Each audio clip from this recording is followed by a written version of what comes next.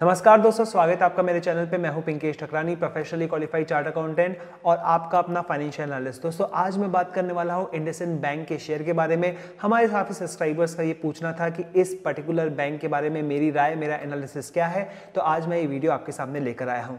दोस्तों इस वीडियो के माध्यम से मैं आपको वो डिटेल्स शेयर करूँगा जो आपको डिसाइड करने में मदद करेगी कि आपको इस शेयर में इन्वेस्ट रहना चाहिए या एवरेज करना चाहिए या फिर नई पोजीशन बनानी चाहिए कि नहीं बनानी चाहिए। दोस्तों इसके पहले मैंने आईडीएफसी फर्स्ट बैंक, बंधन बैंक का रिव्यू आपके साथ में शेयर किया था। उसमें जो आपने प्रोत्साहन दिया उसके लिए मैं बहुत बहुत धन्यवाद करता हूं। दोस्तों अगर आप इस चैनल में नए हैं तो इसको अभी के अभी सब्सक्राइब करके बेल आइकन जरूर दबा दीजिएगा।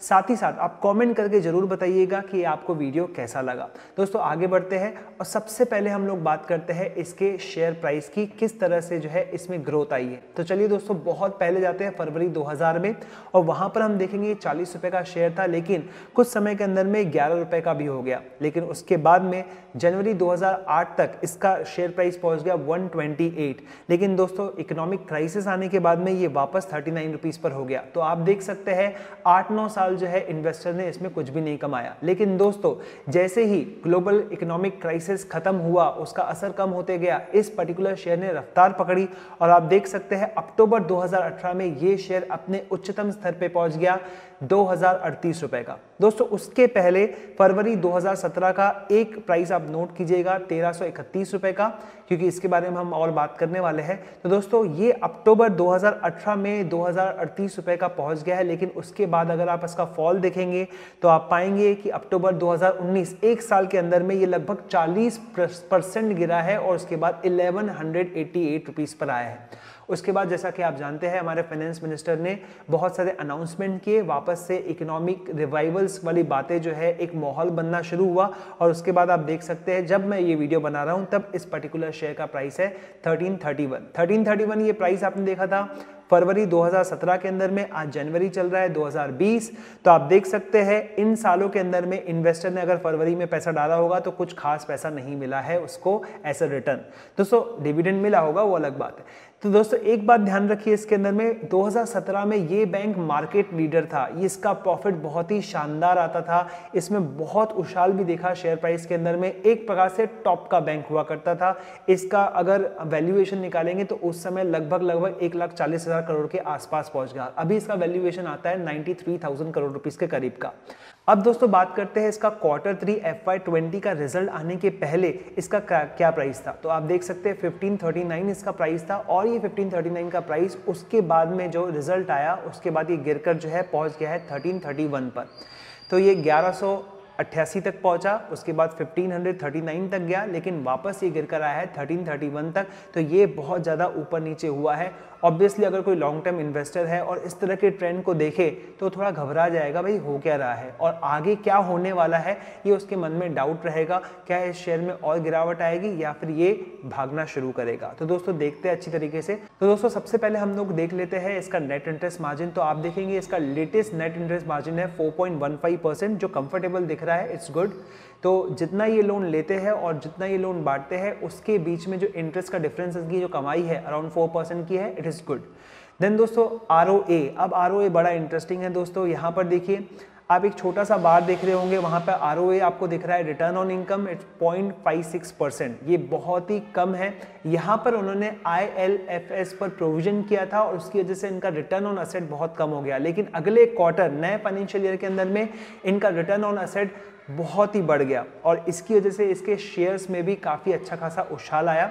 लेकिन दोस्तों उसके बाद के क्वार्टर में ये कम हो गया। उसके बाद में आप देखेंगे लेटेस्ट क्वार्टर के अंदर में 1.82% पर आ गया है। तो दोस्तों इनका return on asset quarter on quarter basis पे देखें तो कम हुआ है। लेकिन दोस्तों अगर आप बात करेंगे ईयर ऑन ईयर बेसिस पर तो ये बड़ा है। लेकिन बैंकिंग के अंदर में ईयर ऑन ईयर बेसिस नहीं देखना चाहिए, क्वार्टर ऑन क्वार्टर बेसिस देखना चाहिए। तो यहाँ पर इनका रिटर्न ऑन असेट कम हुआ है, ये आप ध्यान रखिएगा। दोस्तों उसके बाद देखते हैं return on equity. Return on equity आप देखेंगे सेम आपको बार्स दिख रहे होंगे। जो सबसे छोटा वाला बार आपको दिख रहा होगा पिछले साल लास्ट क्वार्टर का, तो ये है 5.46%। अगेन यहाँ पर जो प्रोविजन किया गया था ILFS वाला, वहां पर उसका इफेक्ट दिख रहा है। लेकिन इसके बाद जंप दिख रहा है, 18% पहुंचा है, लेकिन फिर कम होते होते आया है। तो ये पूरा रिफ्लेक्शन जो है इसके शेयर प्राइस के अंदर में दिख रहा है।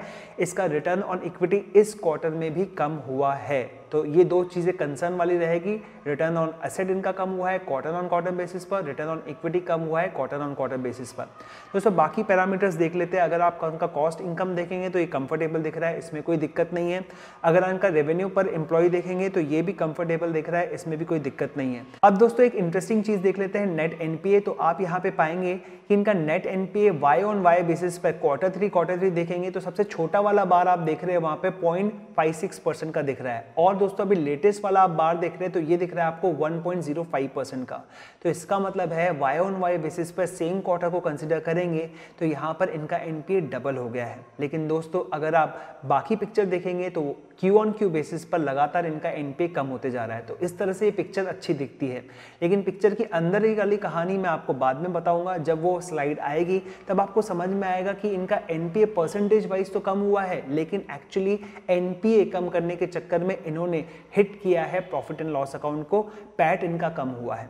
वैसे इनका जब न्यूज आया था तब आया था कि इनका कंसोलिडेटेड पैट 33% बढ़ा है, तो इसकी भी हम पड़ताल अच्छी तरह से करने वाले हैं कि सही में 33% बढ़ा है कि नहीं बढ़ा है। अब दोस्तों देख लेते हैं कि इनका लोन पोर्टफोलियो किस तरह से डाइवर्सिफाइड है। तो आप देख सकते हैं FY18 के अंदर में बार्स आप देख रहे होंगे, वहां पर आपको समझ में आएगा कि इनका 40% लोन कंज्यूमर फाइनेंस में था और 60% लोन कॉर्पोरेट को दिया जाता था। और दोस्तों ये जो है रेशो थोड़ा सा जो है इंप्रूव होते हुए दिख रहा है। कंज्यूमर फाइनेंस में इन्होंने अपना फोकस थोड़ा इंप्रूव किया है, कॉर्पोरेट में यहाँ कम किया है। तो लेटेस्ट क्वार्टर के अंदर में आप देखेंगे 54% कंज्यूमर फाइनेंस को पहुंच गया है, 14% अप हो गया है, और वहीं पर कॉर्पोरेट्स के अंदर में ये लोन 46% तक पहुंच गया है। तो थोड़ा सा जो है इन्होंने अपने बिजनेस मॉडल को चेंज किया, कंज्यूमर फाइनेंस पे ज्यादा फोकस किया है। अब 46% जो कॉर्पोरेट लोन बुक है उसमें से 25% इन्होंने दिया है लार्ज कॉर्पोरेट्स को, 19% दिया है मिड साइड कॉर्पोरेट्स को, और दिया है 2% स्मॉल कॉर्पोरेट्स को। और जो इनका कंज्यूमर फाइनेंस है उसका भी बाइफर्गेशन इन्होंने दिया है। कंज्यूमर फाइनेंस जो कि 54% इन टोटल, उसमें से इन्होंने 28% व्हीकल फाइनेंस किया है, 16% नॉन व्हीकल रिटेल फाइनेंस किया है, और 10% माइक्रो फाइनेंस दिया है। दोस्तों इसमें मैं आपको एक बात बता देता हूं कि इन्होंने भारत फाइनेंशियल इंक्लूजन लिमिटेड को मर्ज किया है अपने साथ में। भारत फाइनेंशियल इंक्लूजन, इसका पुराना नाम SKS माइक्रो फाइनेंस हुआ करता था। अगर आप जानते हो इस कंपनी के बारे में तो आंध्र प्रदेश सुसाइड केस, ये सभी चीज़ें जो है इनके साथ में लिंक है, लेकिन इनका पूरा देश भर में नेटवर्क है। अब इनका ये माइक्रो फाइनेंस बिजनेस अफेक्ट हुआ है बिकॉज बंगाल और असम में कुछ प्रोटेस्ट हुए थे, तो यहाँ पे माइक्रो फाइनेंस बिजनेस अफेक्ट हुआ है। तो यहाँ पर इस क्वार्टर के अंदर में बहुत ज़्यादा आउटपुट जो है इस मर्जर का आपको नहीं दिखेगा। तो दोस्तों इनका जो पोर्टफोलियो है ये डाइवर्सिफाइड दिख रहा है, यहाँ पर कोई प्रॉब्लम वाली बात नहीं दिख रही है। अब हम और डीपर जाने की कोशिश करेंगे दोस्तों। अब हम बात करेंगे इनके प्रॉफिट एंड लॉस अकाउंट की, और यहाँ देखेंगे 33% वाला जो इनकी न्यूज़ में आया था वो चीज़ कंफर्म है कि नहीं, जो इन्होंने बताया कि कंसोलिडेटेड प्रॉफिट इनका 33% राइज हुआ है। तो आइए दोस्तों देखते हैं 9 मंथ के बेसिस पर मैंने आपके सामने ये स्लाइड रखी है। आप देख सकते हैं 9 मंथ के बेसिस पर आप देखेंगे तो पिछले साल के 9 महीने, इस साल के 9 महीने, इसके हिसाब से इनका नेट इंटरेस्ट इनकम 33% ग्रो हुआ है, टोटल इनकम इनका 31% ग्रो हुआ है, प्रॉफिट आफ्टर टैक्स 41% ग्रो हुआ है।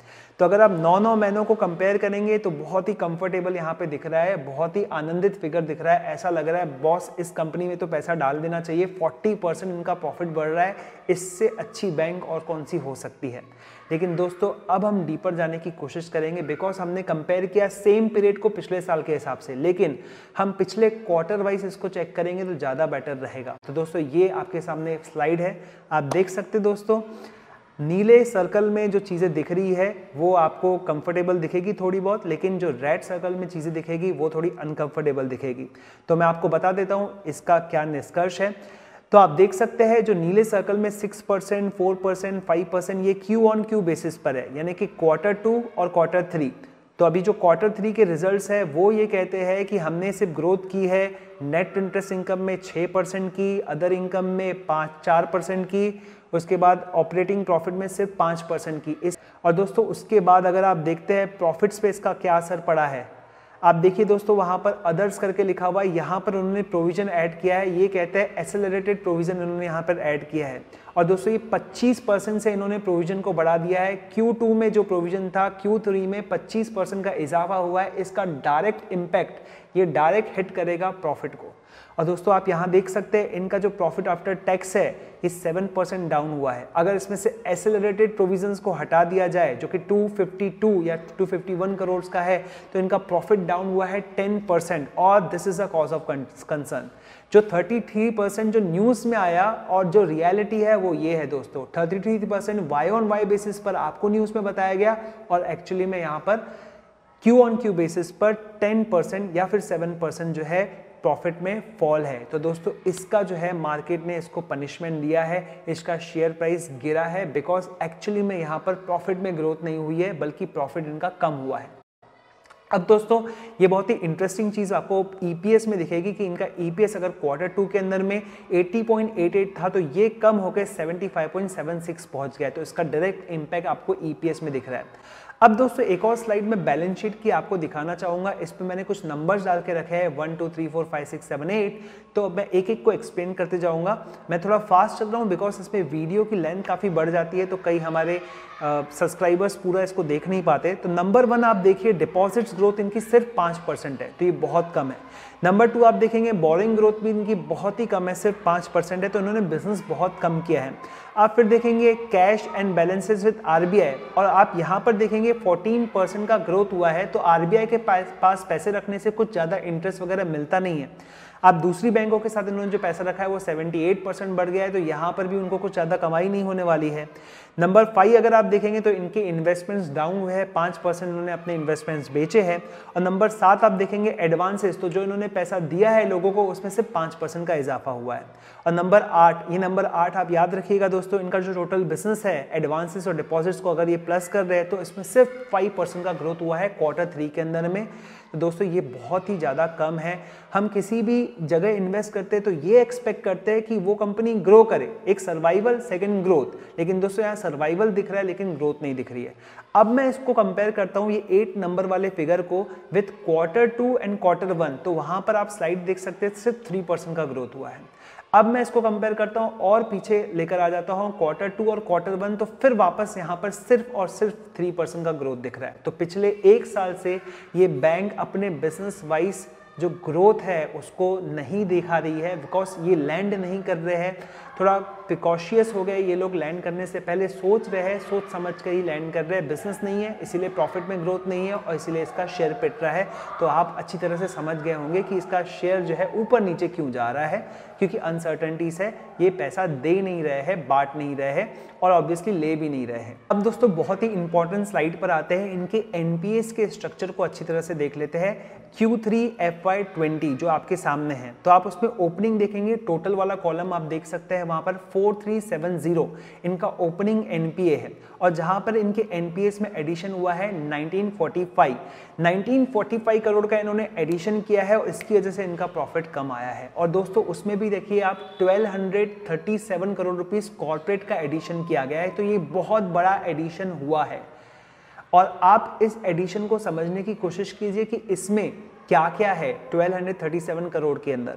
तो आप देख सकते हैं कि इन्होंने जो चीज़ डिस्क्लोज की है उसमें बताया कि इसमें एक ट्रैवल कंपनी है 282 करोड़ की, तो एक नई चीज़ है कॉक्स एंड किंग का प्रोविजन इन्होंने यहाँ पे डाला है। तो उसके बाद एक डाइवर्सिफाइड ग्रुप है, ये जी की बात कर रहे हैं जहाँ तक, इसमें 250 करोड़ रुपए जो है इन्होंने प्रोविजन के अंदर डाला है। उसके बाद एक पेपर कंपनी, उसका 177 करोड़ रुपए डाला है, तो एक बड़े बड़े प्रोविजंस यहाँ पे किए गए हैं।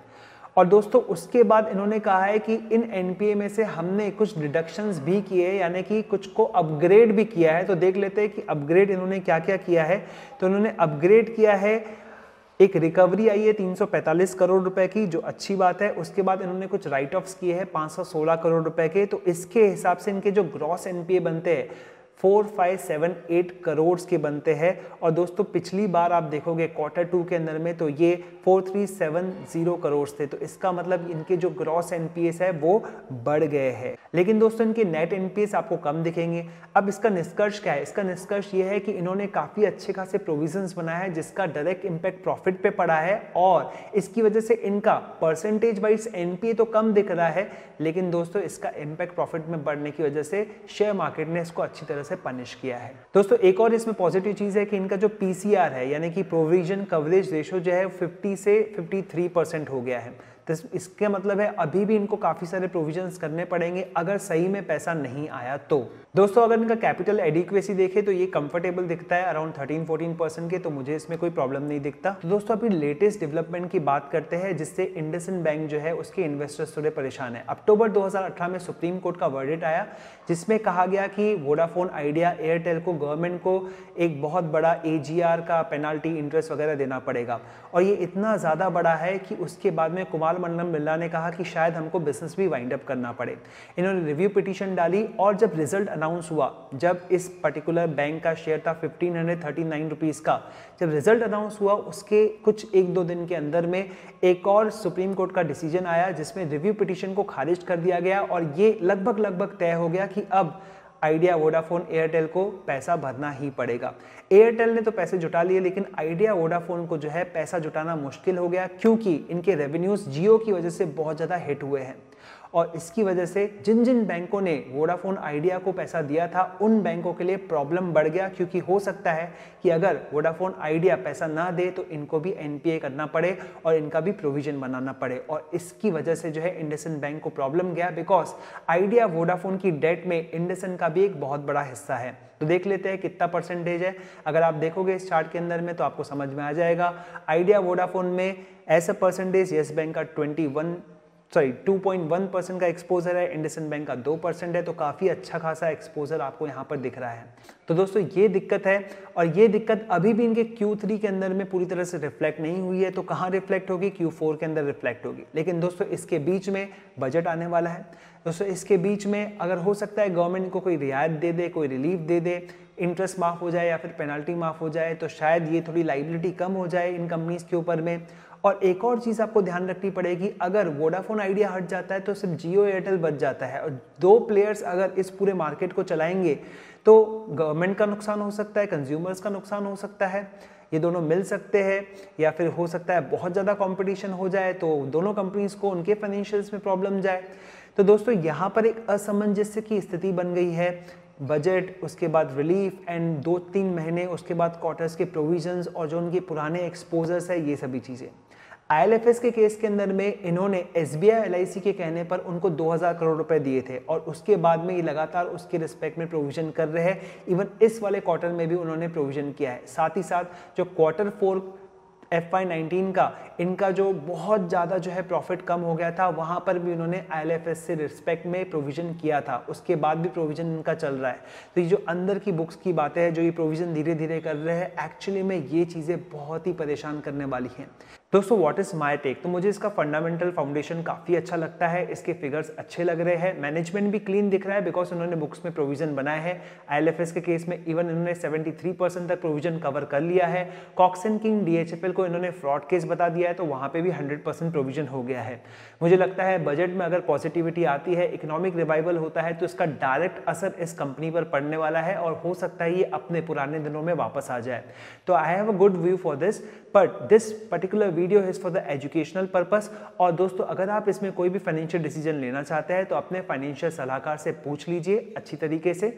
वैल्यूएशन वाइज मुझे ये अभी सस्ता लगता है क्योंकि मार्केट पी जो है 40 का है, ये अराउंड 20-21 पर है। बुक वैल्यू के हिसाब से भी ये मुझे सस्ता लगता है। तो दोस्तों आपको ये वीडियो कैसा लगा मुझे कमेंट करके जरूर बताइएगा। दोस्तों आपका कमेंट मेरे लिए बहुत इंपॉर्टेंट है। अगर आपको किसी और टॉपिक पे वीडियो चाहिए तो मुझे नीचे बता सकते हैं, हम इस तरह के और वीडियोस आपके लिए लेकर आते रहेंगे। तब तक के लिए धन्यवाद दोस्तों।